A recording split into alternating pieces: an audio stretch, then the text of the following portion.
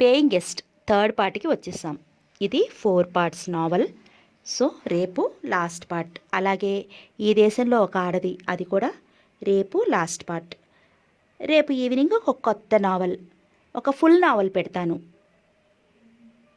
ఇదన్నమాట road map ఇవాళకి రేపటికి. సరే, కథలోకి వెళ్ళిపోదాం. రోజు కాదు, ఏదో ఒక రోజు మీ నుంచి శాశ్వతంగా తెగతెంపులు చేసుకుని వెళ్ళిపోతాను. ఆ రోజు కోసమే ఎదురు చూస్తున్నాను. అంతగా ఎదురు చూడటం కంటే ఇప్పుడే వెళ్ళిపోవచ్చుగా అన్నాడు. మీరు చేసిన పని నేను చేస్తే ఏం చేస్తారు అన్న లత మాట అతని గుండెల్లో ముళ్ళులా గుచ్చుకుంటుంది. ఆ కోపంలో అతను ఏం మాట్లాడుతున్నాడో అతనికే తెలియటం లేదు. వెళ్ళొచ్చు, కానీ మీరెలాంటి వారని మా నాన్నగారికి తెలిస్తే ఆయన గుండె ఆగిపోతుంది. అందుకే వెళ్ళలేక నేను ఇంకా ఇక్కడే ఉన్నాను. అంతేగాని మీ మీద ఉన్న అపురూపమైన ప్రేమతో కాదు అంది కోపంగా. నిజంగా నా మీద నీకు ప్రేమ ఉంటే ఇలా వేధించవు అంటూ లోపలికి వెళ్ళిపోయాడు అన్వేష్. ఆ మాటలకు కంగు తిన్న లత తప్పు చేసి కూడా అంత ధైర్యంగా, అదేదో చాలా తేలికైన విషయం అన్నట్లుగా మళ్ళీ నేరాన్ని ఎదుటి వాళ్ళ వైపు మోపుతూ మాట్లాడుతుంటే అతని మనస్తత్వాన్ని ఎలా అర్థం చేసుకోవాలో అర్థం కాలేదు లతకు.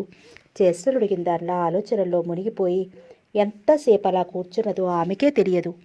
దూరంగా చర్చిలోని గంటలు 3 సార్లు మోగాయి. ఎవరు ఏడ్చినా ఎవరు నవ్వినా తనకేమీ సంబంధం లేనట్టుగా కాలచక్రం నిరంతరం పరిభ్రమిస్తూనే ఉంటుంది. తిరిగే కాలచక్రంలో రోజులు వారాలుగా నెలలుగా మారిపోతూనే ఉంటాయి. హరిప్రసాద్ గారికి నిద్రలోనే హార్ట్అటాక్ వచ్చి హఠాత్తుగా పోయారు. ఆయన మరణాన్ని శారద తట్టుకోలేకపోయింది. భర్త తప్ప బయటి ప్రపంచం తెలియని శారద ప్రతి విషయంలోనూ భర్త మీద ఆధారపడి గడిపింది. చివరకు తను కట్టుకునే చీరలు కూడా ఆయన కొని తీసుకురావాల్సిందే తప్ప తను స్వయంగా కొనుక్కునేది కాదు. మానుకు అల్లుకున్న లతల భర్తను పరివేసుకుపోయిన శారద మాను వెరిగిపోతే లత నేల కూలిపోయినట్టుగా భర్త మరణాన్ని చూసిన కొన్ని గంటల్లోనే ఆయన్ని వెతుక్కుంటూ వెళ్ళిపోయింది. అనుకోకుండా తల్లి తండ్రి ఒకేసారి పోవటంతో మానసికంగా కృంగిపోయింది లత. రఘురాం, అనూషల ప్రేమ ఓదార్పు లేకపోతే తల్లిదండ్రులతో పాటు లత కూడా పోయుండేది. హరిప్రసాద్ గారు పోయిన తర్వాత 2 రోజులు ఉండి వెళ్ళాడు అన్వేష్. మళ్ళీ కర్మకాండల రోజు వచ్చి 4 రోజులు ఉండి వెళ్ళాడు. అతను ఎదురుగా ఉండటం కంటే లేకపోవటమే మంచిదనుకున్న లత అతను ఉండమని బలవంతం చెయ్యలేదు. లతను ఎటు చూసినా వాళ్ళ అమ్మ నాన్నగారే గుర్తుకొస్తున్నారు. ఒక్కో రోజు అనుకునేది అన్వేష్ విషయం తెలియకముందే వెళ్ళారు అదృష్టవంతులు. తెలిసిన తర్వాత పోతే ఏ లోకంలో ఉన్నా వాళ్ళ ఆత్మకు శాంతి ఉండదని. లత, ఒంటరిగా ఏడుస్తూ కూర్చున్నావా?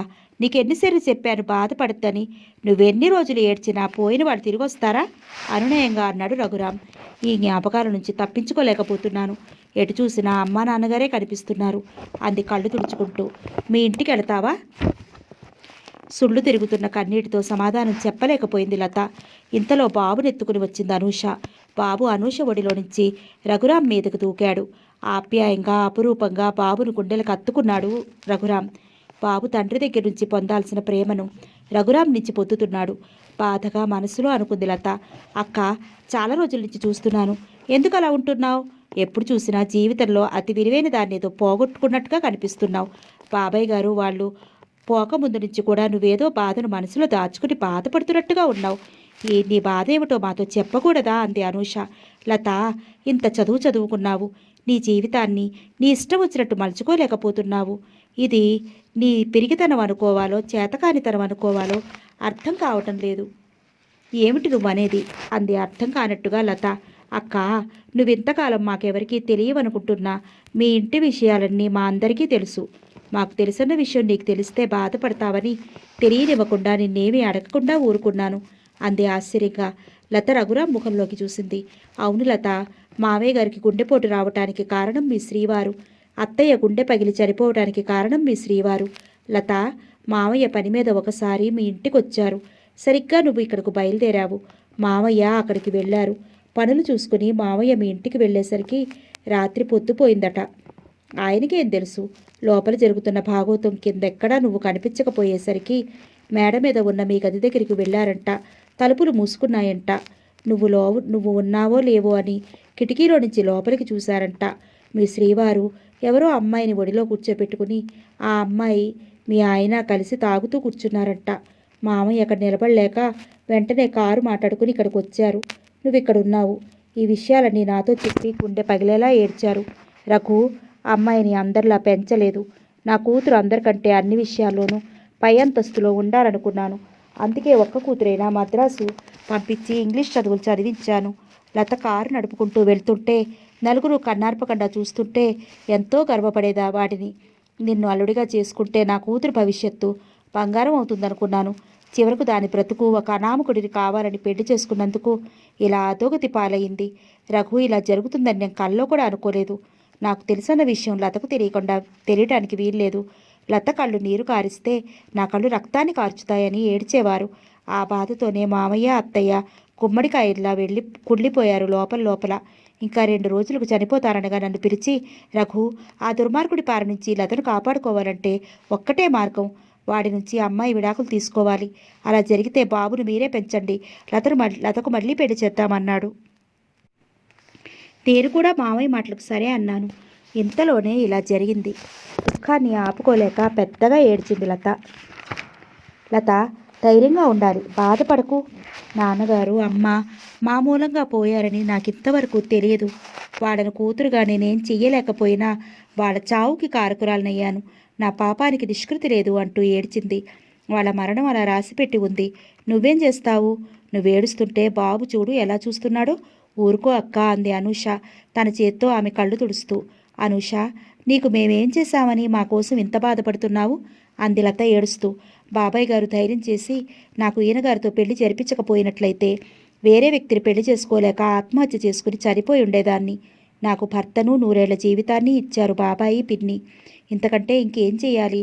నేను ఏం చేసినా వాళ్ళ రుణం తీర్చుకోలేను. అనూష, నాకు ఒక సహాయం చేయగలవా? తీరంగా అడిగింది లత. తను ప్రాణంగా ప్రేమించిన లతను అలా చూస్తుంటే గుండె తరుక్కుపోతోంది రఘురామ్కి. లత, చేస్తారా అని అడగక్కర్లేదు. ఏం చేయాలో చెప్పు. నీకోసం, నీ సంతోషం కోసం ఏం చేయమన్నా చేస్తాం. మేమిద్దరం కృతజ్ఞత ఉట్టిపడుతున్న స్వరంతో అన్నాడు రఘురాం. నా బాబుని మీ బాబుగా పెంచగలరా?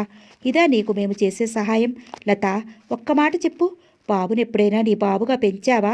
మేమిద్దరం ఎదురుగా ఉంటే బాబు నిన్ను పరాయిదానిలా చూస్తూ నీ దగ్గరకు కూడా రాడు. బాబుని ఎప్పుడైనా మీ భార్యాభర్తలు కన్న కొడుకుని చూసినట్టు చూశారా? నువ్వు ఇవ్వమన్నా బాబును నీకివ్వము లత అన్నాడు రఘురాం బాబుని గుండెలకు హత్తుకుంటూ. బాబు ఎప్పుడు ఇక్కడే పెరగటం మూలంగా రఘురాంను అనూషనే అమ్మా నాన్నకుగా భావించుకుంటాడు. లత బలవంతంగా దగ్గరికి తీసుకుంటే తప్ప లత దగ్గరికి వెళ్ళడు. చాలు రఘు, జీవితంలో అన్నీ పోగొట్టుకున్న నాకు ఈ మాత్రం ఓదార్పు నా వాళ్ళు అనుకునేవాళ్ళు మీరిద్దరున్నారని తృప్తి చాలు నాకు అంది లత నిండు మనసుతో. అక్క, ఇలాంటి విషయాలన్నీ ఆలోచిస్తూ మనసు పాడు చేసుకోవద్దు. బాబు విషయంలో నీకేమీ భయం లేదు. బాబును నీకంటే ఎక్కువగా చూసుకుంటాం అంది అనూష లత చేతిని అందుకుని ఆమె చేతిలో చెయ్యి వేస్తూ. లత తన గదిలోకి వెళ్ళి ఏడుస్తూ పడుకుంది. మనసు తీరా ఏడిస్తే గుండె బరువైనా తగ్గుతుందని ఆమెను ఓదార్చే ప్రయత్నం కూడా చేయకుండా మౌనంగా ఉన్నారు రఘురాం, అనూష. వాళ్ళిద్దరికీ చాలా బాధ అనిపించింది. లత అలా బాధపడుతుంటే. రఘురాం అతను ఒకప్పుడు గాఢంగా ప్రేమించాడని, ఇప్పుడు కూడా అతని మనసులో లత పట్ల అంత ప్రేమానురాగాలున్నాయని, ఆమె మీదున్న పిచ్చి ప్రేమతోనే ఆమె కొడుకును తన కొడుకుగా చూసుకుంటున్నాడని, లత కోసం ప్రాణాలు ఇవ్వటానికైనా సిద్ధంగా ఉన్నాడన్న విషయాలు అనూషకి ఏమాత్రమూ తెలియవు. అనూషను పెళ్లి చేసుకున్న తర్వాత లత మీద ప్రేమను చంపుకోవాలని ఎంతో ప్రయత్నించాడు. అది అతనికి సాధ్యం కాలేదు. ఆమె పట్ల ఉన్న ప్రేమను మనసులోనే దాచుకుని అనూషను ప్రేమగా చూసుకునేవాడు. పొరపాటును కూడా లతంటే తనకు అభిమానం అన్న విషయం కూడా తెలియనిచ్చేవాడు కాదు. ఆ లతను గురించి అనూష ఏదైనా మాట్లాడుతున్నా తనకేమీ పట్టనట్టుగా విన్నట్టుగా ఉండేవాడు. లతను తీసుకెళ్ళటానికి వచ్చాడు అన్వేష్. అతన్ని చూడగానే ప్రేమగా పలకరించాలని కూడా అనిపించలేదు లతకు. అనూషే మాట్లాడించి అప్పటికప్పుడు ఆమ్లెట్లు వేసి జీడిపప్పు వేయించి పెట్టి టీ ఇచ్చింది. అతను వచ్చినప్పుడు సమయానికి రఘురాం ఇంట్లో లేడు. లత గదిలోకి వెళ్ళి బయటకు రాలేదు. ఇక అతన్ని మర్యాద చేయటం అనూష వంతైంది. రఘురాం వచ్చే వరకు ఏదో ఒకటి మాట్లాడుతూ కూర్చుంది అనూష. బాబును ఎత్తుకోవాలని అన్వేష్ చేతులు చాచినా బాబు అతని దగ్గరికి వెళ్ళలేదు. బలవంతంగా తీసుకోపోతే పెద్దగా ఏడ్చాడు. కాసేపటికి రఘురాం వచ్చాడు. అతన్ని చూడగానే అనూష మీద నుంచి బాబు రఘురాం మీదకు ఎగబాకాడు. బాబును వాళ్ళకలా అలవాటు చేసినందుకు లత మీద చాలా కోపం వచ్చింది అన్వేష్కి. రఘురాం వచ్చి కూర్చోగానే అనూష బాబునెత్తుకుని వెళ్ళిపోయింది. ఎంతసేపు అయింది మీరొచ్చి? మనసులో అన్వేష్ మీద ఎంత కోపమున్నా పైకి మాత్రం చిరునవ్వుతో ప్రేమగా పలకరించాడు రఘురాం. అర్ధగంట అయింది.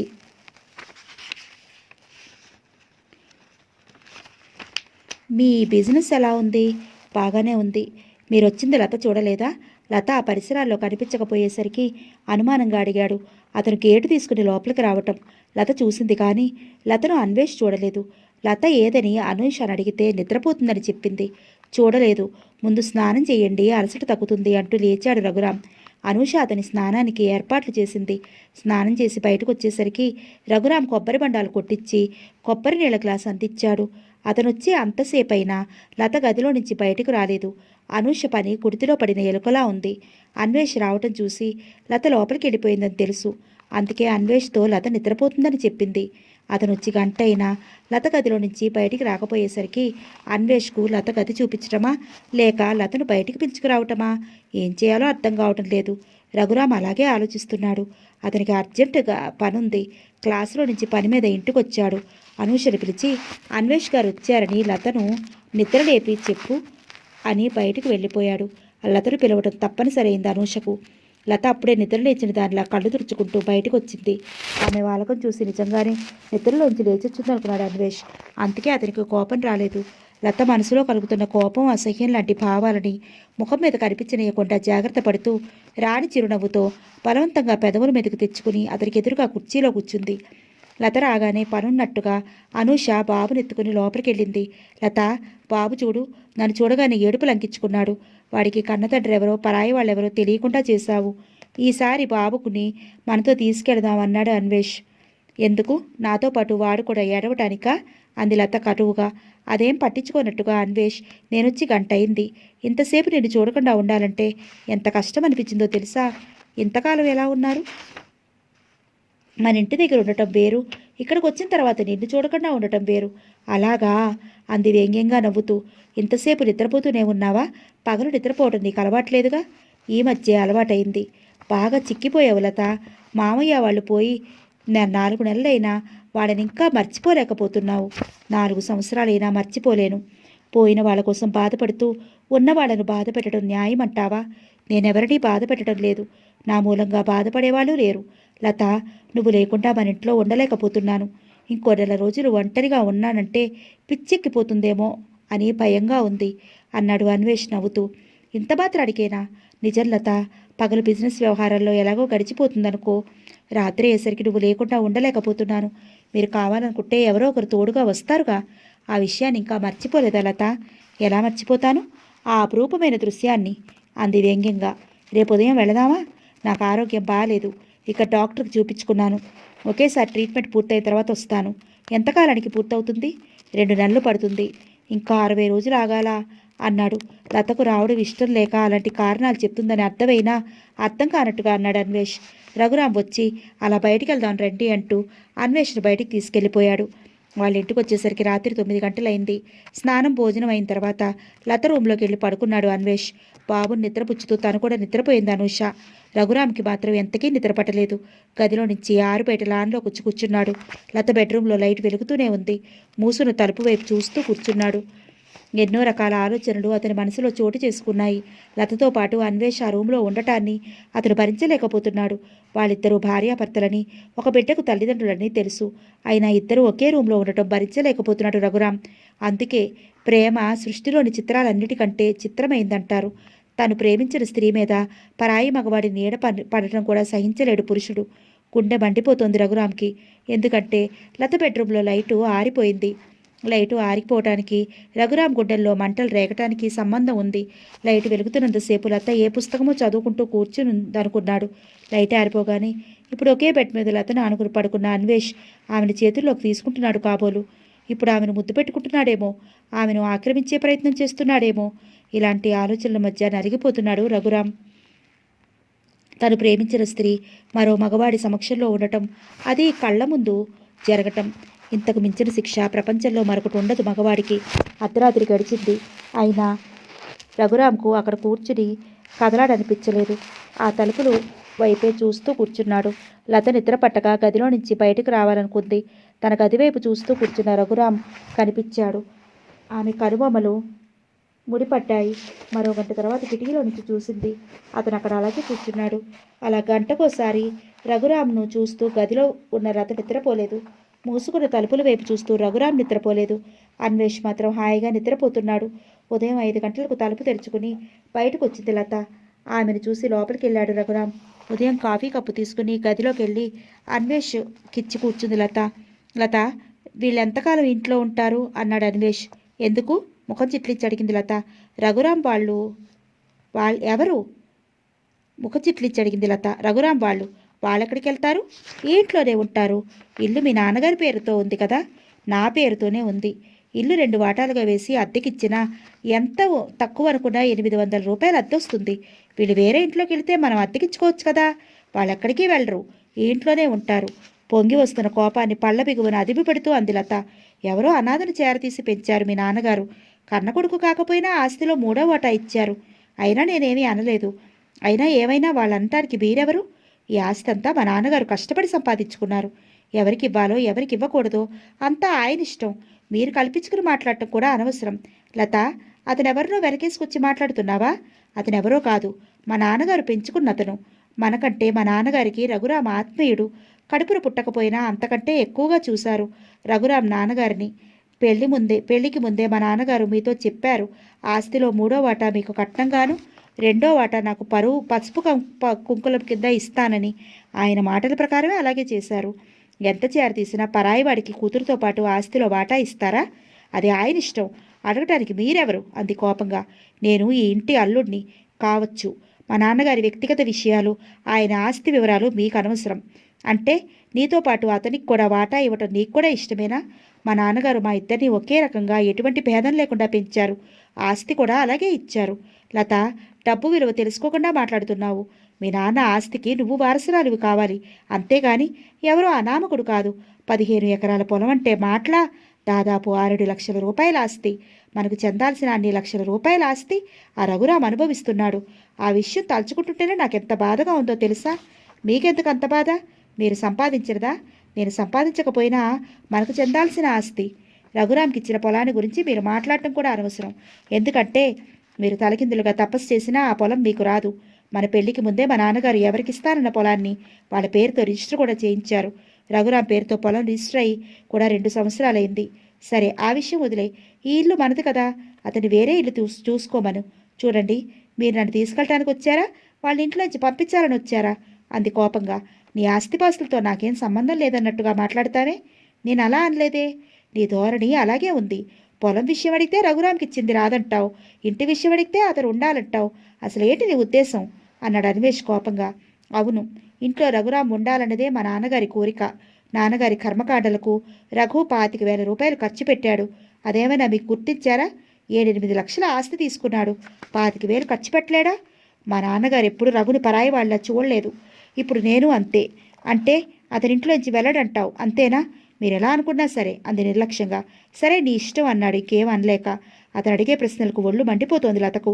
ఆమె చెప్తున్న సమాధానాలకు కోపం వస్తున్నా అది సమయం కాదని ఊరుకున్నాడు అన్వేష్. మాట్లాడకుండా కూర్చున్నా పొడిపొడిగా ఉన్నాయి ఆ మాటలు. ఆ తర్వాత 2 రోజులుండి వెళ్ళిపోయాడు అన్వేష్. ఆ రోజు ఆదివారం. ట్యుటోరియల్లో పడుండదు, అందుకని రఘురాం ఇంట్లోనే ఉన్నాడు. వాళ్ళ అమ్మగారు చూడాలనుంది, బాబుని తీసుకురమ్మని కబురు పెడితే బాబుని తీసుకుని వాళ్ళ అమ్మగారింటికి వెళ్ళింది అనూష. సాయంత్రం 4 గంటలు కావస్తోంది. గౌరీ టీ పెట్టి రఘురాంకి లతకు చెరో కప్పు ఇచ్చి వెళ్ళింది. అన్వేష్ అప్పుడే వెళ్ళిపోయాడేమిటి? ఉండటానికి మొహం చెల్లకేమో. నువ్వు చాలా అవమానం చేశావు అతన్ని. కోపం వచ్చి వెళ్ళిపోయాడేమో. నేనేం చెయ్యాలి? నేనేం చేశాను? అతను వచ్చి గంట అయినా గదిలో నుంచి బయటికి రాకుండా కూర్చున్నావు. ఏమనుకుంటారు? నాకు అతని ముఖం చూడాలన్నా అసహ్యంగా ఉంది. అంతగా అసహ్యం పెంచుకుంటే అతనితో కాపురం ఎలా చేస్తావు? దూరంగా ఉండాలనే నా కోరిక. ఆ మాట నేనంటే నువ్వు బాధపడతావని అనలేదు. మావయ్య కోరిక కూడా అదే.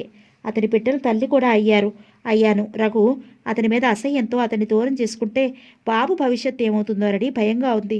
ఏమవుతుంది? బాబు మా దగ్గర రాజాలా పెరుగుతాడు. వాడిని ఊటీలో ఉంచి చదివిస్తాను. నీ బాబుని డాక్టర్ని చేసి నీకు అప్పగిస్తాను. మీ ఇద్దరి మీద నాకు నమ్మకం ఉంది. అనుషకు కూడా బాబు అంటే ఎంతో ఇష్టం. నాకంటే ఎక్కువగా చూస్తుంది వాడిని, నాకు తెలుసు. మా మీద అంత నమ్మకం ఉన్నప్పుడు బాబు భవిష్యత్తు గురించి భయపడతావెందుకు? అతనికి దూరమై ఏం చేయాలి? మళ్ళీ పెళ్లి చేసుకుందో గాని. జరిగిన పెళ్లి చాలు. లత, అతనితో నువ్వు సుఖపడలేవు. నా మాట విను. నీ విడాకులు తీసుకో. నీకు నచ్చిన వ్యక్తిని పెళ్లి చేసుకుని సుఖంగా ఉండు. నిండా 25 సంవత్సరాల వయసు కూడా లేదు నీకు. జీవితం అంతా ముందే ఉంది. రఘు, ఒక విషయం అడుగుతాను, దాచకుండా నిజం చెప్తావు కదూ? నీ దగ్గర నాకు ఎప్పుడైనా దాపరకం ఉందా లత? అతని గొంతులో బాధ ధ్వనించింది. రాత్రి నిద్రపోయావా? ఒక్క క్షణం లత ముఖంలోకి చూశాడు. వేడి చేసి కళ్ళు బాగా ఎర్రపడ్డాయి, అంతే, నిద్రలేక కాదు అన్నాడు తడబాటుగా. రఘు, నా దృష్టిలో నువ్వు ఒక ప్రత్యేకమైన వ్యక్తివి. చిన్న విషయానికి కూడా అబద్ధం చెప్పొద్దు. నిద్రపోలేదు. నిద్ర పట్టడం లేదా? లేదు. ఎందుకని? అబద్ధం చెప్పకుండా నిజం చెప్పమని నువ్వే చెప్పావు, అందుకే నిజం చెప్తున్నాను. రాత్రి అన్వేష్ నువ్వు ఒకే రూమ్లో ఉండటం భరించలేకపోయాను. మీరిద్దరూ భార్యాభర్తలు. నాకు ఆ విషయం అర్థం కాక కాదు. నా మనసు నా మాట వినదు. మిమ్మల్ని అలా చూడలేకపోయాను. అందుకే రాత్రంతా మీ మూసు ఉన్న మీ రూము తలుపుల వైపు చూస్తూ కూర్చున్నాను. లత, నిన్ను ఎన్ని రోజుల నుంచో మోగగా ఆరాధిస్తున్నాను. చిన్నతనంలో ఒక విధంగా, నీకు వయసు వచ్చిన తర్వాత మరో విధంగా, చివరకు నీ పెళ్ళి అయినా ఇప్పుడు మరో విధంగా నిన్ను ఆరాధిస్తూనే ఉన్నాను. గుండె బయట ఉన్నది ఎవరైనా తెలుసుకోగలరు, కానీ గుండెల్లో దాచుకున్న దాన్ని ఎవరు తెలుసుకోగలరు? గాఢమైన ప్రేమనంతా అనుషకు కూడా అర్థం కానంత గుప్తంగా దాచుకున్నాను. బాబు నీ రక్తం పంచుకు పుట్టాడు కాబట్టి నిన్ను ప్రేమించినంత గాఢంగా బాబును ప్రేమించగలుగుతున్నాను. అదే అన్వేష్ కొడుకుగా అయితే అనూషను బాబు ముట్టుకొనిచ్చేవాడిని కాదు. బాబును ఎత్తుకున్నప్పుడల్లా బాబు నా కొడుకు అన్న భావనే కలుగుతుంది నాకు. ఇలాంటి విషయాలు అనుభవంలో తప్ప మాటల్లో అర్థం కావు. లత, నీ మీద ప్రేమను చంపుకోవడం నా వల్ల కాదు. అనూషను ఎలా ప్రేమిస్తున్నావు? మొదట నేను అనూషను ప్రేమించలేదు. నా కోసం అన్నీ వదులుకుని వచ్చింది. అందుకే అనూష నా ప్రాణం. ఒక తల్లి తనకున్న 2 పిల్లల్ని సమానంగానే ప్రేమిస్తుంది. అలాగే నిన్ను, అనూషను ఒకే విధంగా ప్రేమిస్తున్నాను నేను. నీ మీదున్న ప్రేమను వ్యక్తం చేయలేను. అనూష మీద ప్రేమ వ్యక్తం చేయగలను, అంతే తేడా. రఘు, నేను మా ఇంటికి వెళ్ళిపోతాను. ఎందుకు? నీకు ఇక్కడ ఉండాలనిపించడం లేదా? అలా అని కాదు, నేను ఇక్కడ ఉండకూడదు. అదే, అంత మాట అనకు. ఈ ఇల్లు నీది. కావాలంటే నేను అనూషను తీసుకుని వెళ్ళిపోతాను. నువ్వు ఈ ఇంట్లోనే ఉండు. ఇంకెప్పుడు ఇల్లు నీది, పొలం నీది అంటున్నట్టు వేరు చేసి మాట్లాడకు. ఈ ఇల్లు మనది. సరే లత, అలాగే అంటాను. ఇంతకుముందు వరకు అన్వేష్ దగ్గరికి వెళ్ళటం ఇష్టం లేదన్నావు, ఇప్పుడు అక్కడికే వెళ్తానంటున్నావు. ఎందుకు ఇలాంటి నిర్ణయం తీసుకున్నావు? రఘు, నువ్వు నన్ను ప్రేమిస్తున్నావు అనుకున్నాను, కానీ ఇంతగా ప్రేమిస్తున్నావు అనుకోలేదు. నేను చాలా దురదృష్టవంతురాల్ని. నిన్ను కావాలనుకున్న బంగారం లాంటి నిన్ను కాదని నేను అన్వేషణ కావాలని పెళ్లి చేసుకున్నాను. నేను చేసుకున్న దానికి శిక్ష నేనే అనుభవించాలి అంది బాధగా. జరిగిపోయిన వాటిని గురించి ఆలోచించి మాత్రం ప్రయోజనం ఏమిటి? ప్రయోజనం లేకపోయినా చేసిన దాన్ని తిట్టుకోవాలిగా నేను. నీ ఎదురుగా ఉండి నీకు మనశ్శాంతి లేకుండా చేయటం కంటే దూరంగా ఉండటం మంచిదనుకుంటున్నాను. నువ్వు సుఖంగా ఉండాలి, ఎక్కడున్నా సరే.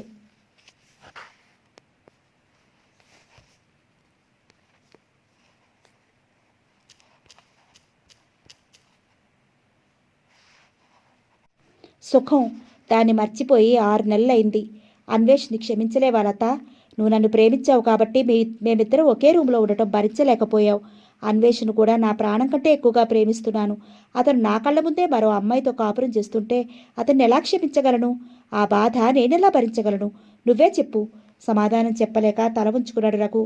బాబుని రఘు వాడి దగ్గరే వదిలేసి లత వాళ్ళ ఇంటికి వెళ్ళిపోయింది. అంత త్వరగా లత అలాంటి నిర్ణయం వెళ్ళిపోయడానికి కారణం ఉంది. తను అన్వేషతో ఉంటే భరించలేకపోవటమే కాదు, తన ఎదురుగా ఉన్నంతకాలం రఘు అనుషతో కాపురం చేయలేడని, తను వచ్చిన దగ్గర నుంచి అనుషకు శారీరకంగా దూరంగా ఉంటున్నాడని అర్థమైంది. యథాలాపంగా అంది అనుష. పాపం, మీ జీవితం ఇలా అయిందని ఆయన చాలా బాధపడుతున్నారక్క. నువ్వు మీ వారికి దూరమై బాధపడుతున్నావని ఆయన కూడా నాకు దూరంగా ఉంటున్నారు. మీ కుటుంబం అంటే ఆయనకు అంత కృతజ్ఞతాభావం ఉంది. నీ కాపురాన్ని ఎలా చక్కదిద్దాలని అని ఆ ఆలోచన తప్ప ఆయనకి ఇప్పుడు రెండో ఆలోచనే లేదు అంది. లతను రఘురాం ప్రేమిస్తున్నాడన్న విషయం ఏమాత్రం తెలిసిన లతను అనుమానించేదేమో. అలాంటి అనుమానం లేకపోవటం వలన కేవలం హరిప్రసాద్ గారి మీద ఉన్న భావంతోనే లత కాపురం చక్కబడాలని కోరుకుంటున్నాడు అనుకుంది అనూష. తను ఇక్కడ ఉన్నంతకాలం మనుషుతో కాపురం చేయడని, వాళ్ళ ఆనందానికి తను ఆటంకంగా ఉండకూడదని వెళ్ళిపోయింది లత. రఘు మనసు పూర్తిగా అర్థమైన తర్వాత బాబుని గురించి బెంగ తీరిపోయింది. వాళ్ళిద్దరి దగ్గర బాబు అపురూపంగా పెరుగుతాడన్న నమ్మకం కుదిరింది. హరిప్రసాద్ గారు, శారద అనుకోకుండా పోవటం, లత ఉండటం మూలంగా 4-5 నెలల నుంచి శారీరకంగా అనుషకు దూరంగా ఉంటున్నాడు రఘు. ఈ విషయం మొదటే లతకు తెలిస్తే అప్పుడే వెళ్ళిపోయేది. అనూష కూడా భర్త మనసును అర్థం చేసుకుని ప్రవర్తిస్తోంది. లత వెళ్ళిపోయింది. ఇంట్లో ఎవరూ లేరు. చాలా రోజులుగా భర్తకు దూరంగా ఉండటం మూలంగా ఎప్పుడెప్పుడు భర్త కుండల్లో ఒరిగిపోదామా అని మనస్సు తనువు తప్పిస్తున్నాయి. బాబుని నిద్రపుచ్చి స్నానం చేసి రఘుకి ఇష్టమైన తెలుపు వెంకటగిరి నూలు చీర కట్టుకుని ముస్తాబవ్వసాగింది. అద్దం ముందు కూర్చుని అనూష, అను, నువ్వెలా ఉన్నా అందంగానే ఉంటావు. నీ ముస్తాబు ముగించి త్వరగా రా అన్నాడు. అప్పుడేనా? ఇంకా చాలా పనుంది అంది అనూష నవ్వుతూ. చీర సింగారించడం అయిపోయిందిగా, ఇంకేమిటి ఆలస్యం? చీర కట్టుకోగానే ముస్తాబు అయిపోతుందా? ఇంకా పూలు మాల కట్టుకోవాలి, పెట్టుకోవాలి, చాలా పనులున్నాయి అంది మరి ఉడికిస్తూ. ఈ పనులన్నీ అయిపోయేసరికి తెల్లారిపోతుంది.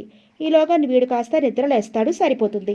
మీకు ఇష్టమని చెట్టు నుంచి ఈ మల్లెపూలన్నీ కోసి మాల కట్టడానికి గంట టైం పట్టింది. మాల కట్టి పెట్టుకోకుండా ఎలాగండి? నేను పెట్టుకున్నది మీకోసమేగా. అర్ధగంట ఓపిక పట్టండి ప్లీజ్. బావారు మంచివారు కదూ అంటూనే చకచకా పూలమాల కట్టసాగింది. అనూష ముఖంలో ఆరాధనాభావం చూస్తుంటే ఎంతో బాధ అనిపించింది రఘుకు. నాకు దూరంగా ఇన్ని రోజులు ఉండటానికి అను మనసులో ఎంత బాధపడిందో. అను, ఇలారా అన్నాడు ఆమె వైపు చేతులు చాపుతూ. ఆ కంఠంలో వినిపించిన లాలనకు అను మనస్సు ద్రవించిపోయింది. కడుతున్న పూలమాల అక్కడ పడేసి ఒక్క ఉదుటిన భర్త కుండల మీద వారిపోయింది. ఆమె తల నిమిరాడు. ముంగురుడు సవరించాడు. ఆమె తలను గాఢంగా కుండలు కదుముకున్నాడు. అనూష హఠాత్తుగా ఎడవసాగింది. ఆ ఏడుపు మొదలు చిన్నగా ప్రారంభమై కట్టలు తెంచుకుని ప్రవాహంలా ఉధృతంగా మారింది. రఘు అనూషను గుండెలకు హత్తుకుంటూ, అను, అను, ఏమైంది? ఎందుకు ఏడుస్తున్నావు? కంగారుగా అడిగాడు. అతనికి అనూష నుంచి ఏడుపే సమాధానమైంది. అను, ఏమైందో చెప్పమ్మా పుచ్చగిస్తూ లాలనగా అడిగాడు. 24 గంటల కంటే ఎక్కువ మీకు దూరంగా ఉండలేనని మీకు చాలాసార్లు చెప్పాను కదా. ఇన్ని రోజులుగా ఒక్కసారి కూడా నన్ను దగ్గరికి తీసుకోకపోతే నేను ఎలా ఉండగలననుకున్నారు? నాకుగా నేను దగ్గరికి రావాలంటే భయం. ఆ ఆలోచనే లేనట్టుగా ఉండే మీ దగ్గరికి రావాలంటే సంకోచం. రాత్రులు 1 గంట కూడా నిద్ర పట్టదు. ఈ నరక యాతన భరించలేక ఒక్కోసారి చచ్చిపోదామనిపించేది. ఇంకా ఒక వారం రోజులు నాకు ఇలాగే దూరంగా ఉంటే నిజంగా చచ్చిపోయేదాన్ని అంది ఏడుస్తూనే. My God! రఘు అప్రయత్నంగా అనూషను గుండెలకి హత్తుకున్నాడు. అనూష చెప్పిన మాటలు వినగానే భయంతో అతని శరీరం జలధరించింది. ఆవేశంగా అనూషను భుజాలు పట్టుకుని కదుపుతూ, ఇడియట్! నేనేదో మావయ్య వాళ్ళు పోయారని దిగులుతో దూరంగా ఉంటే మాత్రం నువ్వు నా దగ్గరికి రాకూడదా? అతని ఊహల్లో అనూష ఆత్మహత్య చేసుకున్నట్లుగా శవంలా కనపడింది. తన ఊహలకు భయపడుతూ పదే పదే ఆమెను ముద్దు పెట్టుకున్నాడు. రఘు కళ్ళల్లో నీటి పొరలు కమ్మాయి. ప్రేమ ఎంత మధురమైనది! ఏవండి, నేనేదైనా ఎప్పుడైనా పొరపాటు చేస్తే నన్ను కొట్టండి, తిట్టండి. అంతేగాని ఇలాంటి శిక్ష మాత్రం నాకెప్పుడూ వెయ్యొద్దు. మీరు నాకు దూరంగా ఎన్ని రోజులైనా ఉండగలరు. ఎందుకంటే మీరు నన్ను ప్రేమించలేదు కదా. నేను మాత్రం ఒక్క రాత్రి కంటే మీకు దూరంగా ఉండలేను. ఎందుకంటే మిమ్మల్ని పిచ్చిగా ప్రేమిస్తున్నాను. కాబట్టి శరీరం నేనైతే దానిలోని ఊపిరి మీరు. ఊపిరి దూరమైతే శరీరంలో చలనం ఆగిపోయి శవంగా మారిపోతుంది. సారీ అను, ఇంకెప్పుడు నీకు దూరంగా ఉండను. నేను నా గుండెల్లో దాచుకుంటాను. దిక్కు మొక్కు లేని అనాథను నేను. నాకన్నీ నువ్వే అను.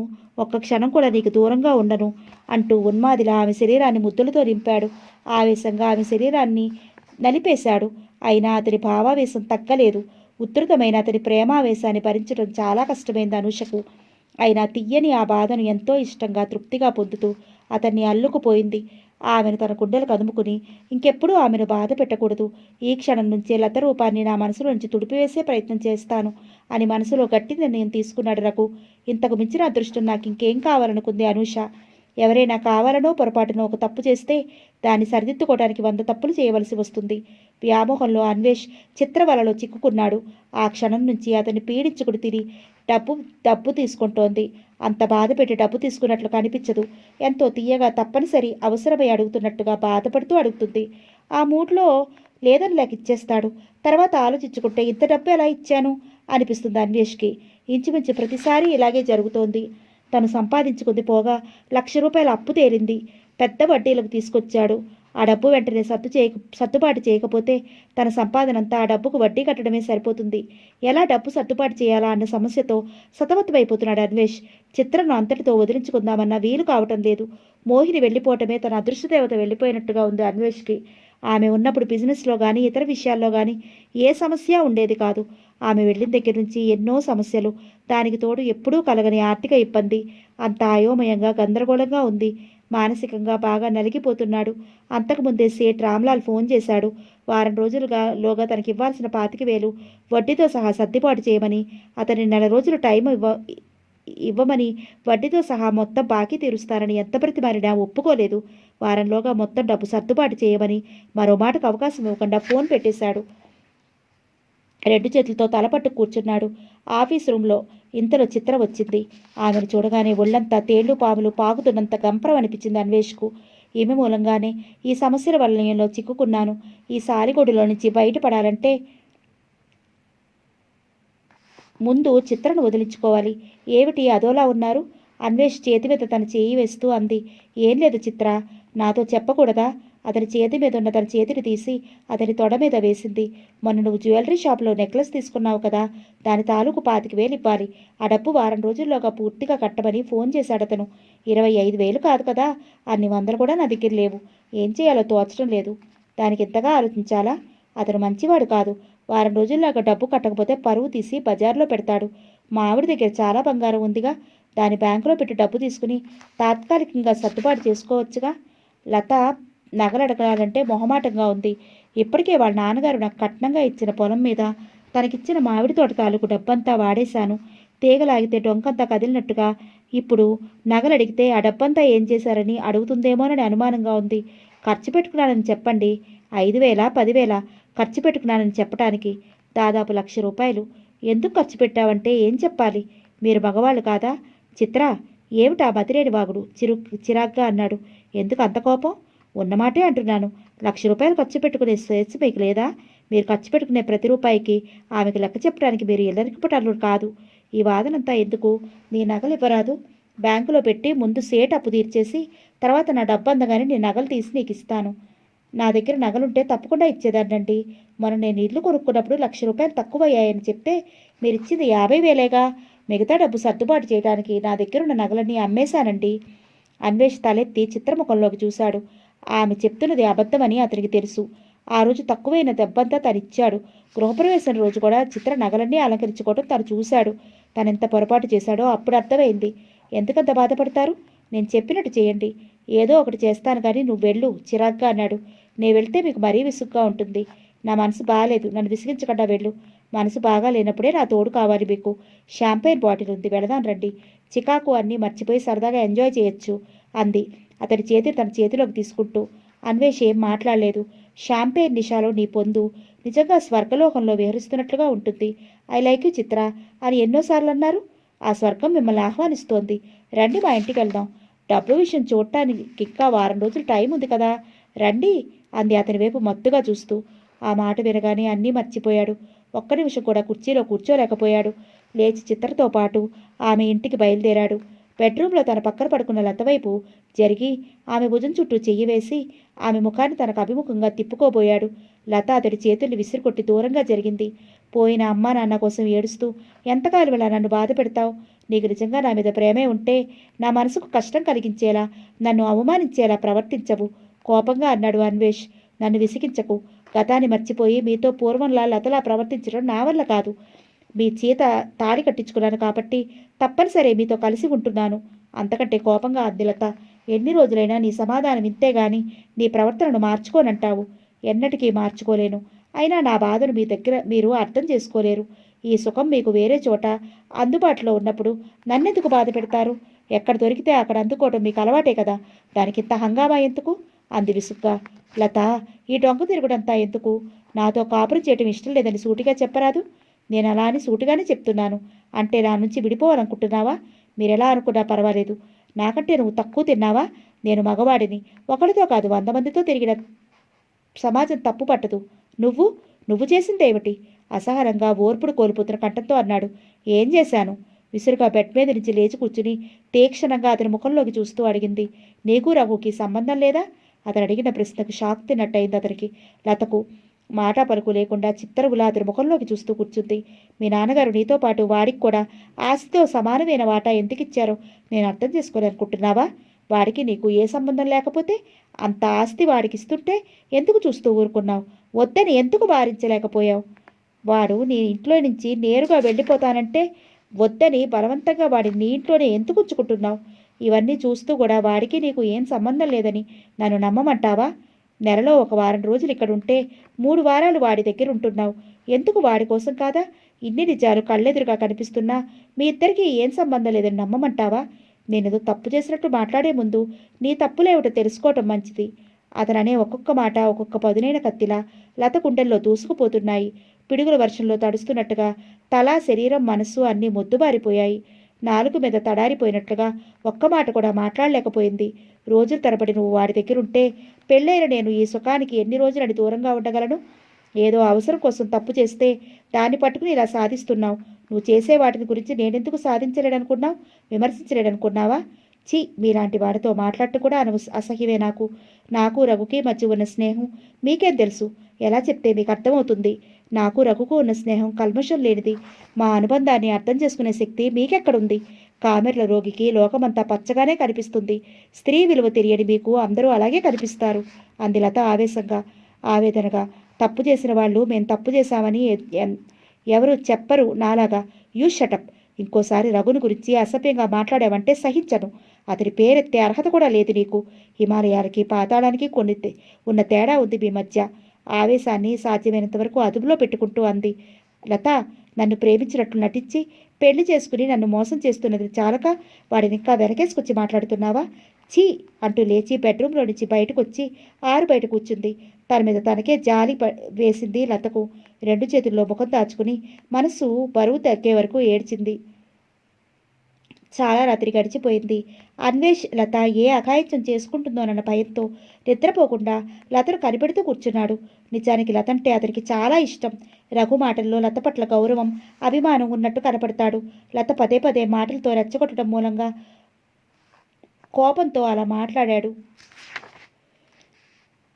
సేటుకు డబ్బు కట్టాలి ఆ రోజు. అప్పటికి వారం రోజుల నుంచి లతకు అన్వేష్కు మధ్య మాటలు లేవు. ఇప్పుడు అతను డబ్బు అడగాలంటే మొహమాటంగా ఉంది. అభిమానం చంపుకుని అడిగినా ఇస్తుందో లేదో అన్న సంశయం. ఈ అవమానాలతోనే చాలాసేపు ఇంటి దగ్గర ఉన్నాడు అన్వేష్. ఏ టైంలో సేట్ ఫోన్ చేస్తాడోనని మనసులో ఎంతో భయంగా ఉంది. లత పేపర్ చూస్తూ వరండాలో కూర్చునుంది. అన్వేష్ కూడా వచ్చి ఆమెకు ఎదురుగా ఉన్న కుర్చీలో కూర్చున్నాడు. అతన్ని చూసి పేపర్ను మరింత ముఖానికి అడ్డం పెట్టుకుంది. లత అన్నాడు. మాట్లాడకుండా పేపర్ మీద నుంచి అతని ముఖంలోకి చూసింది. డబ్బు కావాలి. ఎందుకు? సేటుకి ఇవ్వాలి. అతని దగ్గర అప్పు చేయాల్సినంత అవసరం ఏమొచ్చింది? అవసరమయ్యి తీసుకున్నాను. మీకు అప్పులు చేసే అలవాటు కూడా ఉందా? లత, డబ్బు కావాలి. అప్పు అలవాటు కోసం చేయరు, అవసరం కోసం చేస్తారు. మీరేం అవసరం లేక కోసం చేశారు? మీ భార్యకు అనారోగ్యమైతే ట్రీట్మెంట్ కోసం అప్పు చేశారా? ఆర్థిక ఇబ్బందుల మూలంగా ఇల్లు జరపడానికి అప్పులు చేశారా? ఎందుకు చేశారో చెప్పండి. సాధ్యమైనంత వ్యంగ్యంగా అంది. ఎందుకు చేశానో కారణం చెప్తే గాని ఇవ్వవా? ఇవ్వను. అంటే నీ డబ్బు వాడుకునే హక్కు నాకు లేదా? ఉంది. అయితే ఇవ్వు. చిత్రకు నగలు చేయించడానికో, రంభకు ఇల్లు కొనడానికో అయితే నా డబ్బు వాడుకునే హక్కు, అధికారం మీకు లేవు. మన కుటుంబానికి అవసరమైతే ఎంతైనా వాడండి తాపీగా అంది. వాదించే కొద్దీ లత మరింత రెచ్చిపోతుంది. అది మరీ ప్రమాదం. లత డబ్బు ఇవ్వకపోతే సేటు పరువు తీస్తాడు. అందుకే ఎంత కోపం వస్తున్నా పళ్ళ బిగువున బిగపెట్టి ఊరుకున్నాడు. 25,000 కావాలి. ఆశ్చర్యంగా చూసింది అతని వైపు. మళ్ళీ నీ డబ్బు ఒక నెలలో సర్దుబాటు చేస్తాను. ఎలా చేస్తారు? నాకు రావాల్సిన అమౌంట్ ఉంది. అవును, మన దగ్గర పంట తాలూకు డబ్బు దాదాపు ₹1,00,000 దాకా ఉండాలి కదా. అదేవయ్యింది. వాడుకున్నాను. ఎందుకు? అవసరాలకి. ఏమిటా అవసరాలు? కంగుమంది లత గొంతు. ఆమె అంత కోపంగా మాట్లాడటం అన్వేష్ అంతకు ముందెప్పుడు చూడలేదు. లత కళ్ళు మండుతున్న గోళాల్లా ఉన్నాయి. ఆమె ముఖంలోకి చూడలేక చూపులు మరల్చుకున్నాడు. చెప్పండి, ₹1,00,000 ఏం చేశారు? లత అంత తీక్షణంగా చూస్తూ సూటిగా అడుగుతుంటే సమాధానం చెప్పలేక ఉక్కిరిబిక్కిరయ్యాడు అన్వేష్. నాకు సమాధానం కావాలి. నీకు సమాధానం చెప్పాల్సిన అవసరం నాకు లేదు. ఉంది. మీరు సంపాదించిన మీ డబ్బు మీరు వాడుకుంటేనే నాకు సమాధానం చెప్పాల్సిన పని లేదు. కానీ మీరు వాడుకున్నది నా డబ్బు. అది కూడా వందల్లో కాదు, వేలులో. నాకు కానీ బాబుకు కానీ ఖర్చు పెట్టలేదు. ఇంటి ఖర్చులని నేనే చూసుకుంటున్నాను. అలాంటప్పుడు ₹1,00,000 ఎందుకు ఖర్చు అవుతాయి? అన్వేష్ మౌనంగా తలంచుకున్నాడు. చిత్రకు నెక్లెస్ కోసం 25,000, స్కూటర్ కోసం 20,000, గాజుల కోసం మరో 25,000 ఖర్చు చేశారు. అవునా? అయినా నా డబ్బు మీ విలాసాలకు ఖర్చు చేసే అధికారం మీకెవరిచ్చారు? ఒకవైపు లత సూటీపోటీ మాటలు, మరోవైపు ఏ నిమిషంలో సేట్ డబ్బు కోసం వస్తాడో అన్న ఆందోళన. ఉన్మాదిలా ఉంది అన్వేష్ మానసిక స్థితి. డబ్బిస్తావా లేదా? ఇవ్వకపోతే పొలం కాగితాలు తాకట్టు పెట్టి డబ్బు తీసుకుంటా. ఆ పొలం కూడా మా నాన్నగారిచ్చిందేగా. ఆయన నాకు దానధర్మంగా ఇవ్వలేదు, కట్నంగా ఇచ్చారు. కట్నంగా అంత పొలం ఇచ్చి మిమ్మల్ని నాకు కొనిపెట్టింది నాతో కాపురం చేయటానికి కానీ మీ ఇష్టం వచ్చినట్టు ఖర్చు పెట్టుకోవడానికి కాదు. నీతో కాపురం చేస్తున్నాడుగా, అందుకే అమ్ముకునే అధికారం ఉంది. అని అంటూనే బీరువా తీసి పొలం తాలూకు కాగితాలు తీసుకుని బయటికి వెళ్ళాడు. అవాక్కైపోయింది లత. ఆ పొలం 15 ఎకరాల ఫ్లాటు. అంతా ఒకే పొలం. దాన్ని తాకట్టు పెట్టి డబ్బు తీసుకోవాలంటే మొత్తం పొలాన్ని తాకట్టు పెట్టాల్సిందే. 25,000 కోసం అంత ఆస్తిని తాకట్టు పెట్టడమా? లేచి డబ్బు ఇద్దామన్నా అన్వేష్ ఆ కాగితాలు తీసుకుని బయటికి వెళ్ళిపోయాడు. ఏం చేయాలో తోచక అలాగే కూర్చుంది. అన్వేష్ పొలం తాలూకు దస్తావేజుల్ని ఆ సేటు దగ్గర తాకట్టు పెట్టి 2 లక్షలు తీసుకున్నాడు. ఆ డబ్బుతో ఇతర బాకీలన్నీ తీర్చేసుకున్నాడు. 6 నెలలలోపు డబ్బు కట్టకపోతే ఆ పొలం ఆ సేట్ స్వాధీనమైపోతుంది. అన్వేష్కు తెలియకుండా ఆ సేటుకు ఫోన్ చేసి అడిగి ఈ వివరాలన్నీ తెలుసుకుంది లత. ఆ సేటు అంతకుముందు లతకు తెలుసు. ఆ పొలం అంటే వాళ్ళ నాన్నగారికి ఎంత ఇష్టమో, దాన్ని సంపాదించడానికి ఆయన ఎంతగా శ్రమించారో లతకు తెలుసు. ఆ రోజంతా ఏడుస్తూనే కూర్చుంది. మరో 4 రోజులు గడిచిపోయాయి. అన్వేష్కు లతకు మధ్య ఉన్న భార్యాభర్తల అనుబంధం పూర్తిగా తెగిపోయింది. మానసికంగానే కాదు, శారీరకంగా కూడా దూరంగా ఉంటున్నారు. అన్వేష్ తాగుడికి బానిసయ్యాడు. చిత్రపట్ల వ్యామోహంతో ఆమెకు మరింత దగ్గరయ్యాడు. వ్యాపారాన్ని మానేశాడు. పైసా ఆదాయం లేదు. అయినా తాగటానికి, సిగరెట్లకి రోజుకు కనీసం 100 రూపాయలన్నా కావాలి. రాత్రుడు పూర్తిగా చిత్ర ఇంట్లోనే మకాం పెట్టాడు. సేటు దగ్గర ఆ పొలం మీద మళ్ళీ 1,00,000 రూపాయల దాకా అప్పు చేశాడు. సంవత్సరం రోజులు గడిచేసరికి మళ్ళీ ఆ పొలం మీద 1,00,000 రూపాయలు అప్పు తీసుకోవటం. మొత్తం తీసుకున్న 4 లక్షల రూపాయలు. దానికైన వడ్డీకి కాను సేట్ అతని పేరున్న 15 ఎకరాలు స్వాధీనం చేసుకోవటం, దాన్ని బేరం పెట్టడం కూడా జరిగిపోయింది. రఘు లతకు దూరంగా ఉన్నా ఎప్పటికప్పుడు వివరాలన్నీ తెలుసుకుంటూనే ఉన్నాడు.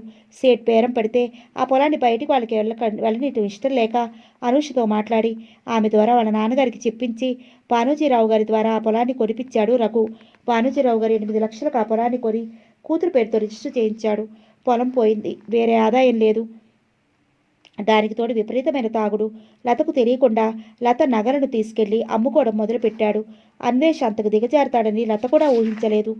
ఆమె తెలుసుకునేసరికి సగం నగలు చిత్రకు, సగం నగలు మార్వాడి షాపుకు వెళ్ళిపోయాయి. లతకు భవిష్యత్తు అంధకారంగానే కనిపించసాగింది. నగలు పోయాయి, పొలం పోయింది. మిగిలింది ఇల్లు, మామిడి తోట. అవి కూడా పోతే తన కొడుక్కేమి మిగలవన్న భయంతో రఘు సలహా మీద మామిడి తోటను, ఇంటిని అమ్మే వీలు లేకుండా బాబు పేరుతో రిజిస్టర్ చేయించింది. మైనారిటీ తీరే వరకు తోటను, ఇంటిని రఘు చూసేటట్టు. బాబుకు మైనారిటీ తీరిన తర్వాత వాటిని బాబుకు అప్పచెప్పేలా రాయించి రిజిస్టర్ చేయించింది. ఇవన్నీ అన్వేష్కు తెలియకుండా రఘు సలహా మీద చేయించి వాటి తాలూకు డాక్యుమెంట్స్ కూడా రఘుకు అప్పగించింది. అంతకు ముందులా అన్వేష్కు వేలకు వేలు ఇవ్వటం లేదు. వ్యాపారం లేదు, సంపాదన లేదు, సంపాదించి వెనకేసిన డబ్బు లేదు. ఇక అన్వేష్ డబ్బులు ఇవ్వడేరని అర్థమైంది చిత్రకు. అన్వేష్ వచ్చినప్పుడల్లా విస్కీ బ్రాంతి సీసాల కోసం తనే డబ్బు ఖర్చు పెట్టాల్సి వస్తుంది. అతన్ని ఎలా వదిలించుకోవాలని ఆలోచిస్తోంది. ఈ విషయం అన్వేష్కు తెలియదు. నగలు తీసుకెళ్తున్నాడని అనుమానం కలగగానే మిగిలిన కొద్ది నగలు రఘు దగ్గరికి పంపించింది. చేతిలో డబ్బు లేకపోవడం వల్ల పిచ్చి పట్టినట్లుగా ఉంది అన్వేష్కు. గౌరీ ఉండబట్టి ఆ ఇంట్లో ఉండగలుగుతుంది లత. గౌరికి కూడా పెళ్లి చేయాలనుకుంటున్నట్టుగా చెప్పెళ్ళాడు వాళ్ళ నాన్న. ఇంటి పని, వంట పనే కాకుండా లతను తోబుట్టువు కంటే ఎక్కువ ప్రేమగా చూసుకుంటుంది. లత అన్నం తినకపోతే ప్రతిమాలి లత విసుక్కున్నా సరే వదలకుండా తినే వరకు కూర్చుంటుంది. లత బాధపడుతుంటే కబుర్లు చెప్తూ ఆ బాధను మరిపిస్తూ పగలు రాత్రి కన్నతల్లిలా అంటిపెట్టుకుని ఉంటుంది. గౌరీ మూలంగా వాళ్ళ అమ్మగారు లేని లోటును మర్చిపోయింది లత. అంతకుముందు పొలం పనులు చేసేది గౌరీ. ఇప్పుడు ఇంటి పట్టునుండటం, ఖరీదైన భోజనం, మంచి బట్టలు, మెడలో గొలుసుతో 16 సంవత్సరాల వయసులో యవ్వన కాంతితో మెరిసిపోతూ విరగపూసిన పువ్వుల చెట్టులా ఉంటుంది. గౌరికి మంచి సంబంధం చూడు, నేను 10,000 ఇస్తానని చెప్పింది లత గౌరీ వాళ్ళ నాన్నతో. ఆ ప్రయత్నంలోనే ఉన్నాడతను. రోజు లత మంచం పక్కనే చాపేసుకుని పడుకుంటుంది గౌరీ. ఆ రోజు లత ఎవరో వస్తే మాట్లాడుతూ చాలాసేపు వరండాలో కూర్చుంది. బాగా పొద్దుపోవటం వలన గౌరీ చాపేసుకుని అక్కడే నిద్రపోయింది. వాళ్ళు వెళ్ళిపోయిన తర్వాత లత లోపలికి వెళ్ళబోతూ గౌరీ నిద్రలేద్దామనుకుంది. దగ్గరికి వెళ్ళి చూస్తే గౌరీ గాఢ నిద్రలో ఉంది. లేపబుద్ధి కాలేదు. వరండాకు ఇనప గ్రిల్ ఉంటుంది. లోపల నుంచి గ్రిల్ తలుపులు మూసి గడియ వేస్తే బయట వాళ్ళెవరూ లోపలికి రావడానికి వీలుండదు. అందుకని గ్రిల్ తలుపులు మూసి లోపల నుంచి గడియ పెట్టి నిద్రపోవటం ఎందుకని గౌరికి నిండుగా దుప్పటి కప్పి తన గదిలోకి వెళ్ళి పడుకుంది లత. ఎంతసేపటికి నిద్ర పట్టక ఏదో నవల చదువుతూ పడుకుంది. టైం చూస్తే రాత్రి 3 గంటలైంది. మంచం మీద నుంచి లేచి లైట్ తీసి బెడ్ లైట్ వేసి పడుకుంది. ఎప్పటికో కలత నిద్ర పట్టింది. ఇంట్లో తిరుగుతున్న గౌరీ శరీర లావణ్యం, ఆ పసితనపు అమాయకత్వం అన్వేష్ని ముగ్ధుడి చేస్తున్నాయి. అయితే లత ఎప్పుడూ గౌరిని అంటిపెట్టుకునే ఉంటుంది. అందువలన గౌరీ అందాలను కళ్ళారా చూడటానికి కూడా వీలవటం లేదు అన్వేష్కు. నిద్రపట్టక బెడ్రూమ్లోంచి బయటకు వచ్చాడు. వరండాలో పడుకున్న గౌరి కనిపించింది. ఫ్యాను గాలికి పమిటి చెదిరి పక్కన పడుంది. ఆమె ఉచ్ఛ్వాస నిశ్వాసాలకు ఛాతీ ఎగిరెగిరి పడుతోంది. ఆమె పడుతున్న భంగిమ అతన్ని మరింత రెచ్చగొడుతోంది. ఆకలి వెతున్న పులి లేడికోన మీదకు లంకించినట్టుగా గౌరిని ఆక్రమించుకున్నాడు. ఒక్కసారిగా అంత బరువు మీద పడేసరికి గౌరికి ఊపిరాడక ఉక్కిరిబిక్కిరైంది. కలలో ఉన్నానా మెలకుగా ఉన్నానా అన్న సందేహంలో ఉండిపోయేది క్షణకాలం. పూర్తిగా మెలకు తెచ్చుకుని జరగబోయే ప్రమాదాన్ని గుర్తించి కెవ్వుమంది. ఆ కేక కలత నిద్రలో ఉన్న లతకు వినిపించింది. మగతగా కళ్ళు తెరిచి ఆ శబ్దం ఏమిటా, ఎటువైపు నుంచి వచ్చిందా అన్న ఆలోచనలో పడిపోయి అలాగే కళ్ళు తెరుచుకుని పడుకుంది. గౌరి అన్వేషించి తప్పించుకోవాలని విశ్వప్రయత్నం చేస్తోంది. ఒంట్లో శక్తినంతా చేతుల్లోకి తెచ్చుకుని అతని దూరంగా నెట్టేయాలని ప్రయత్నిస్తోంది. అయినా అతని బలం ముందు ఆమె బలం చాలటం లేదు. అయినా పెరుగులాడుతూనే ఉంది, గింజుకుంటూనే ఉంది. గౌరి అడవి పువ్వు లాంటిది. ఆ పువ్వు పరిమళాలు వెదజల్లటమే తెలుసు. పట్టపు నాగరికతలు, మోసాలు, ద్వేషాలు, కల్మషం తెలియని అడవి మల్లె. జరగబోతున్న అత్యాచారం అర్థమయ్యి అమ్మగారు అంటూ పెద్దగా అరవబోయింది. బలవంతంగా ఆమె నోటిని తన చేత్తో మూసేశాడు. ఆమె శరీరాన్ని కదలకుండా తన శరీరంతో అదిమాడు. లత లేచి చీర కుచ్చెలు సర్దుకుని గదిలో నుంచి బయటకు వచ్చింది. చాలా రోజుల నుంచి భార్యాభర్తలిద్దరూ వేరువేరు రూముల్లో పడుకుంటున్నారు. లతకేదో అనుమానం వచ్చి కంగారుగా వరండాలోకి వచ్చింది.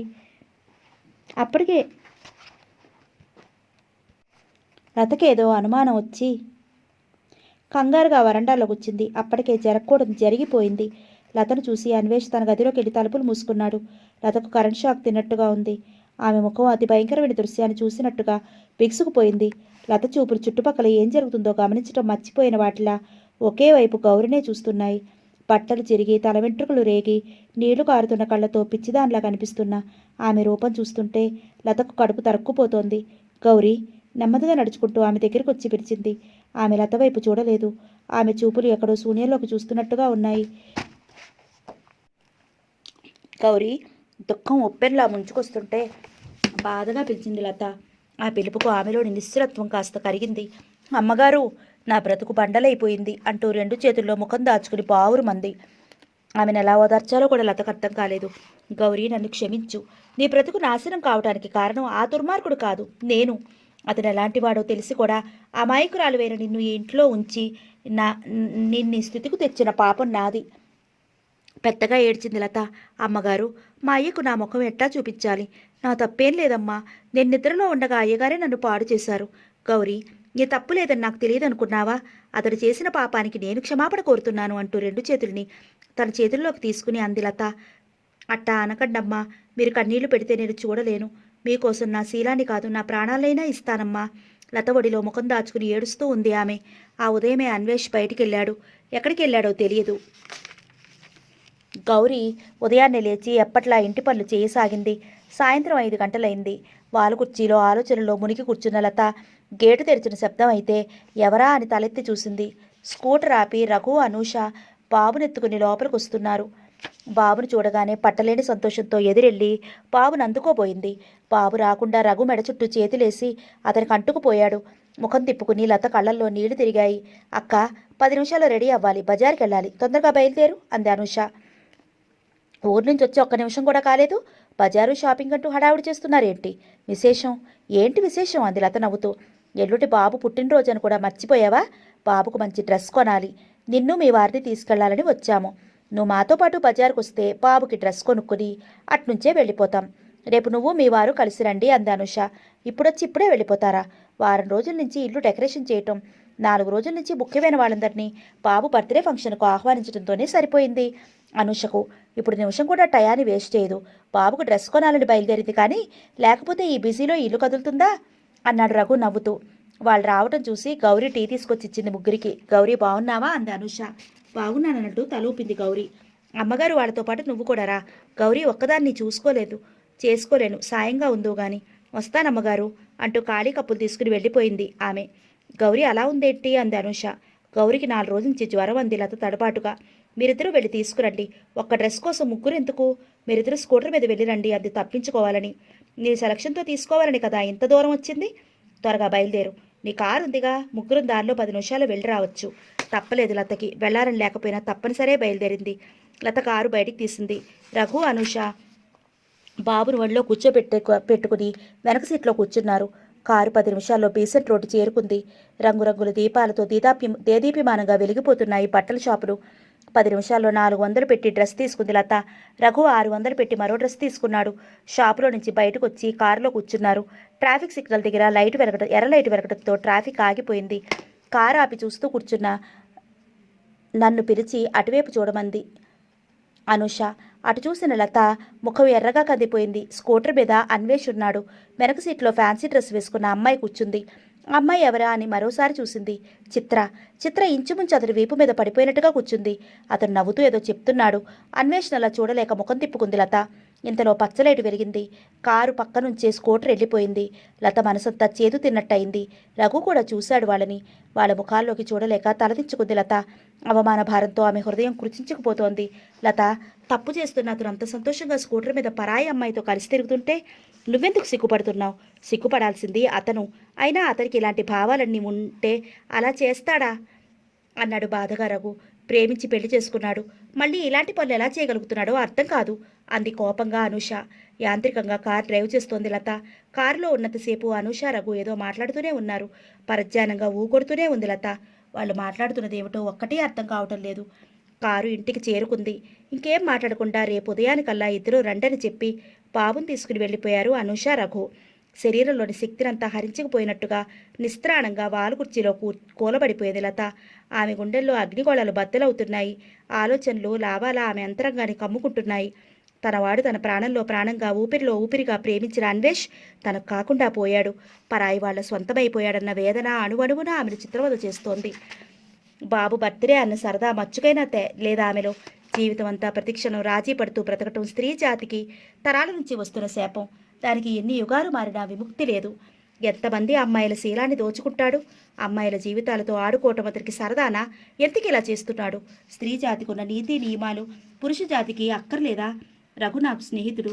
అయినా మా మధ్య లేని అక్రమ సంబంధాన్ని అంటగట్టి మాటల తోటాలతో గుండెల్ని పొడిచాడే. అలాంటి అతను మొన్న మోహిని, నిన్న గౌరీ, ఈరోజు చిత్ర, ఇలా రోజుకో అమ్మాయితో ఎంత నిర్భయంగా తిరగలుగుతున్నాడు.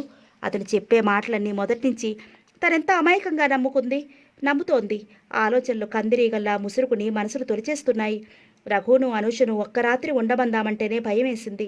ఆ తర్వాత అన్వేష్ ఎంత సభ్యంగా మాట్లాడతాడోనని, పరాయి మగవాడితో మాట్లాడితేనే భార్య పాతివృత్యం పాడైపోతుందని బాధపడే అన్వేష్ లాంటి వాళ్ళు తామెంతమంది అమ్మాయిలతో తిరిగినా తప్పు లేదనుకుంటారు. ఈ పురుష జాతికి ఎంత స్వార్థం! భార్య కూడా మనిషేనని, ఆమెకు ఒక మనసు ఉంటుందని, ఆ మనసుకు ఇష్టాయిష్టాలుంటాయని ఎందుకు ఆలోచించరు? అన్వేష్ పరాయి ఆడవాళ్ళతో తిరిగినప్పుడు నేను మాత్రం శీలవతిగా ఎందుకుండాలి? నన్ను ప్రేమించే రఘుతో నేనెందుకు తిరగకూడదు? నేను మాత్రం అన్వేష్కే పరిమితమైన దానిలా ఎందుకుండాలి? ఒక్కసారిగా పురుష జాతి మీద కసి పెరిగింది లతకు. అన్వేష్ మీద అదో విధమైన కసిలాంటి భావం కలిగింది. గౌరీని పాడు చేస్తూ ప్రత్యక్షంగా అతను నా కట్టపడ్డాడు. అయినా నేను అతన్ని ఏమీ చెయ్యలేకపోయాను, ఏమీ అనలేకపోయాను. నేను రఘుతో కలిసి తిరగటం అతను చూసి భరించగలడా? ఆవేశంతో నన్ను రఘును హత్య చేసి అతను జైలుకి వెళ్ళేవాడు. ఇదెక్కడి న్యాయం? ఎవరు రాశారు ఈ న్యాయశాస్త్రం? ఎవరు సృష్టించారు ఈ నియమాలు? ఇప్పుడు నేనేం చెయ్యాలి? గౌరికి ఎలా న్యాయం చెయ్యాలి అన్న ఆలోచనతో పగలగొట్టుకుంటున్నాను. ఈ లెక్కన బయట పాడు చేసే ఆడవాళ్ళు ఎంతమంది కని నేను న్యాయం చేయగలను? అయినా చిత్ర లాంటి వాళ్ళు డబ్బు కోసం విచ్చలవిడితనం ప్రవర్తిస్తారు. గౌరి లాంటి వాళ్ళు, అన్వేష్ లాంటి వాళ్ళు దుర్మార్గానికి బలవుతూ ఉంటారు. నేను ఆలోచించాల్సింది, న్యాయం చేయాల్సింది గౌరికి. అన్యాయం ఎలా చేయాలి? తీవ్రమైన ఆలోచనలో మునిగిపోయింది. ఎలా ప్రతీకారం తీర్చుకోవాలి? అన్వేష్ మీద సూటీపోటీ మాటలతోనా? అతనిలాగే నేను కూడా ప్రవర్తించా? అతను చేసినట్లుగా నేను చేయగలనా? అతను 4 అమ్మాయిలతో కలిసి తిరిగాడని నేను 4 మగాళ్ళతో తిరగగలనా? అదే స్త్రీకి పురుషుడికి ఉన్న తేడా. మగాడితో అన్ని విషయాల్లోనూ సమానంగా పోటీ పడుతున్న స్త్రీ కొన్ని విషయాల్లో మాత్రం పోటీగా ఉండలేదు. పాతుకుపోయిన పురుషాహంకారంతో మన సమాజంలో మగాడు ఏ తప్పు చేసినా కాలరెత్తుకుని తిరగగలడు. స్త్రీ తిరగలేదు. ఆలోచనల తీవ్రతతో జ్వరం వచ్చినట్లు అనిపించింది. కుర్చీలో నుంచి లేచి బాత్రూంలోకి వెళ్ళి చల్లటి నీళ్లతో ముఖం కడుక్కుని వచ్చింది. తలబరువు తగ్గినట్టు అనిపించింది. గౌరి చేత టీ పెట్టించుకుని తాగేసరికి మనసు తేలికపడినట్టు అనిపించింది. ఆ రాత్రి కూడా ఇంటికి రాలేదు అన్వేష్. రాకపోవటమే మంచిదనిపించింది లతకు. వస్తే అతనికి ఎలా ఎదురుపడాలా అని మదనపడసాగింది. చిత్ర ఇంట్లోనే ఉన్నాడని అర్థమైంది లతకు. ఉన్నా మాత్రం చేయగలిగిందేముంది? 2 రోజుల తర్వాత వచ్చాడు. వచ్చేసరికి రాత్రి 9 అయింది. ఆకలవుతోంది, అన్నం పెట్టు అన్నాడు. గౌరి దగ్గరికి వచ్చి వినిపొచ్చుకోనట్టుగా ఊరుకుంది లత. గౌరిని పిలిచి పెట్టుబందాం అనుకుంది. మనస్కరించలేదు. అన్నం కూరలు గిన్నెల్లో పెట్టి డైనింగ్ టేబుల్ మీద సర్దసాగింది. లత చుట్టూనే తిరుగుతూ 2 సార్లు ఆకలవుతుంది, అన్నం పెట్టమని అడిగాడు. లత, అన్నం పెట్టమని ఎన్నిసార్లు అడగాలి అన్నాడు కోపంగా. లతకు మనసు మండిపోతోంది. అతని ముఖంలోకి చూడాలంటేనే అసహ్యంగా ఉంది. అతని మాటలు విన్నట్టుగా మౌనంగా ఉన్నది. ఎందుకంత గొంతు చిచ్చుకుని అరుస్తారు? అన్ని టేబుల్ మీద ఉన్నాయి, వడ్డించుకుని భోంచేయండి అంది విసురుగా. పెళ్ళైన తర్వాత లత ఎప్పుడూ అలా అంత విసురుగా మాట్లాడలేదు. ఆమె సమాధానానికి గతుక్కుమన్నాడు అన్వేష్. శారీరకంగా దూరంగా ఉంటుంది కానీ భోజనం పెట్టడంలో వేళకు కావలసినవన్నీ అమర్చడంలో ఎప్పుడు నిర్లక్ష్యం చేసేది కాదు. నేను ఎప్పుడైనా వడ్డించుకుని భోంచేశానా? ఎప్పుడు చేయకపోతేనే ఇప్పుడు చేయండి అంది విసురుగా. అతని కోపం ఆమెను ఏమాత్రం భయపెట్టం లేకపోయింది. నువ్వు వడ్డించకుండా నేను భోంచేయను, మానేయండి. నా కోసం భోంచేస్తారా? మీ ఆకలి కోసం భోంచేస్తారు. ఏ భార్య అయినా ఇలాగే మాట్లాడుతుందా? ఏ భర్త బహుశా ఇలా ప్రవర్తించడేమో అంది అక్కసుగా. నువ్వు వడ్డిస్తావా లేకపోతే నన్ను భోజనం మానేయమంటావా? మానేయండి. లత నిర్లక్ష్యం ధోరణికి ఒళ్ళు మండిపోయింది అన్వేష్కు. ఆయన తగ్గించుకుని ఏదో విధంగా లతను ప్రసన్నం చేసుకోవాలని డైనింగ్ టేబుల్ ముందు కూర్చున్నాడు. తనే కంచంలో అన్నం కూరలు వడ్డించుకుని భోజనం చేయసాగాడు. గౌరీ విషయం ఏం ఆలోచించారు అంది అతని వైపు తీక్షణంగా చూస్తూ. ఆమె చూపులకి శక్తి ఉంటే అతని నిలువున కాలి బూడిదయ్యేవాడు. ఆ చూపుల తీక్షణతకు భరించలేక గ్లాస్ ఎత్తుకుని కటకట మంచినీళ్ళు తాగాడు. చిత్రలాంటి వాళ్లకు మీలాంటి వాళ్ళెంతోమంది దానికి తోడు. మీలాంటి వాళ్ళు సమర్పించుకునే డబ్బు లక్షల్లో ఉంటుంది. ఆ డబ్బుతో వాళ్ళు ఎలాగైనా బ్రతకగలరు. కానీ గౌరికి డబ్బు లేదు. లోకాన్ని ఎదిరించి ఎలా బ్రతకాలో తెలియదు. ఆమె భవిష్యత్తు ఏమిటో ఆలోచించండి. నన్నేం చేయమంటావు? ఆమెనెందుకు పాడు చేశారు? అన్వేష్లోని పురుషాహంకారం మేల్కొని బుసలు కొట్టింది. అయితే ఏమంటావు? తప్పు చేసింది మీరు కాబట్టి ఆమె భవిష్యత్తు ఏమిటో నిర్ణయించమంటున్నాను. అవును, పాడు చేశాను. నేను మగవాడిని, నా ఇష్టం. నీకు సంజాయిషి చెప్పాల్సిన పని నాకు లేదు. నువ్వు నీ ప్రియుడితో కులుపుతుంటే నేనేమైనా అంటున్నానా? నేను నీ దారి కట్టురానప్పుడు నువ్వెందుకు నా దారి కట్టుకొస్తావు? చీ, మీతో మాట్లాడాలంటేనే అసహ్యంగా ఉంది. మీరు చేసే వెధవ పనులు కప్పిపుచ్చుకోవడానికి నాకు అక్రమ సంబంధం అంటగడతారా? ఆ మాట పదే పదే అనడానికి మీకు సిగ్గు అనిపించకపోవచ్చు. నాకు అసహ్యంగా ఉంది అంది రోషంగా. అంతరాంతరాల్లో ఏమూరో మిగులున్న కాస్త ప్రేమ గౌరవం కాస్తా పోయాయి. అతని స్వభావానికి అత్తిలేని అసహ్యం కలిగింది ఆమెకి. నేనెలా తిరిగినా అడిగే అధికారం నీకు లేదు. అతని మాటలకు నిలువెల్లా కంపించిపోయింది లత. ఇంతవరకు మీ మీద పెంచుకున్న ప్రేమను తెంచుకోలేకపోయాను. కానీ నన్నే సిగ్గులేని దానిగా సృష్టించి మాట్లాడే మీకు పారిగా బ్రతకటం కంటే గౌరవంగా ఆత్మహత్య చేసుకుని చావటం మంచిదనిపిస్తోంది. అయినా మిమ్మల్ని అంత తేలిగ్గా వదలను. ఆమెకి ఏం న్యాయం చేస్తారో ఆలోచించుకోండి. వారం రోజుల లోపల మీరు ఏదో ఒక నిర్ణయం తీసుకోవాలి. లేదా ఆ నిర్ణయం ఏదో నేనే తీసుకుంటానంది కోపంగా. లత అలా మాట్లాడుతుంటే సహించలేకపోయాడు అన్వేష్. ఏమిటి, ఇందాక నుంచి చూస్తున్నాను నీ ఇష్టం వచ్చినట్టు వాగుతున్నావు. దాని తరఫున పకాల్తా పుచ్చుకున్న లాయర్వా నువ్వు? నన్ను నమ్మి నా ఇంట్లో ఉంచాడు వాళ్ళ నాన్న. ఆమెకేం జరిగినా ఆ బాధ్యత నాదే అవుతుంది. కళ్ళల్లో నిప్పులు రాలుస్తూ సూటిగా అతను చూస్తూ అంది. ఆమె చూపులు భరించలేకపోయాడతను. అలా అని ఆమె ముందు ఓటమిని భరించలేక తింటున్న కంచంలో చేయి కడిగేసుకుని లేచాడు. అతను వెళుతున్న వైపే చూస్తూ నిలుచుంది కొయ్యబారిపోయినట్టుగా లత.